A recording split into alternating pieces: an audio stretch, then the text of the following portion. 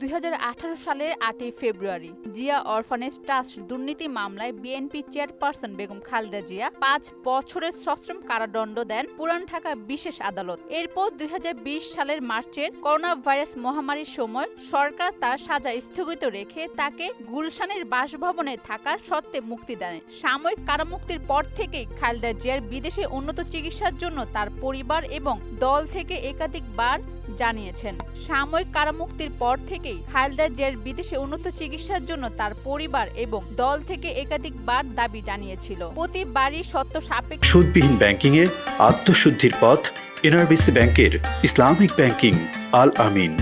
সাময়িক মুক্তির কথা বলে তাকে বিদেশে যাওয়ার অনুমতি দেয়নি আওয়ামী লীগ সরকার। গত বছর 5ই আগস্ট বিগত সরকার দেশ ছেড়ে পালানোর পর 6ই আগস্ট রাষ্ট্রপতি মোহাম্মদ শাহাবুদ্দিনের আদেশে তিনি সম্পূর্ণ মুক্তি লাভ করেন। আগামীকাল উন্নত চিকিৎসার জন্য লন্ডনে যাচ্ছেন খালেদা জিয়া। তার সুস্থতা কামনা করে সামাজিক যোগাযোগ মাধ্যমে ফেসবুক একটি পোস্ট দিয়েছেন অন্তর্বর্তী সরকারের আইন উপদেষ্টা অধ্যাপক আসিফ নজরুল।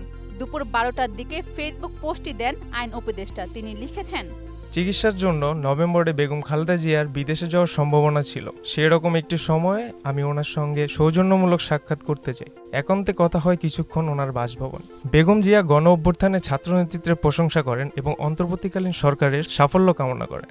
জানান সবসময় তিনি খবর রাখেন দেশে। আমি ওনার স্বাস্থ্যের কথা ও হাসিনা শাসনামলে দুঃসহ সময়ের কথা জানতে চাই।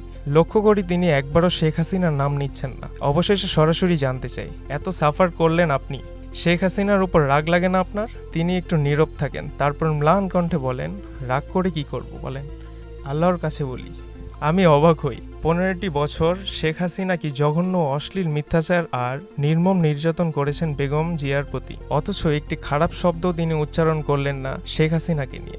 আগামীকাল বেগম জিয়া চিকিৎসার জন্য যাচ্ছেন লন্ডনে। আল্লাহর কাছে দোয়া করি তিনি যেন সম্পূর্ণ সুস্থ হয়ে ফিরে আসেন দেশে, আবার যেন ভূমিকা রাখতে পারেন বাংলাদেশের গণতন্ত্র ও অগ্রগতির বিনির্মাণে।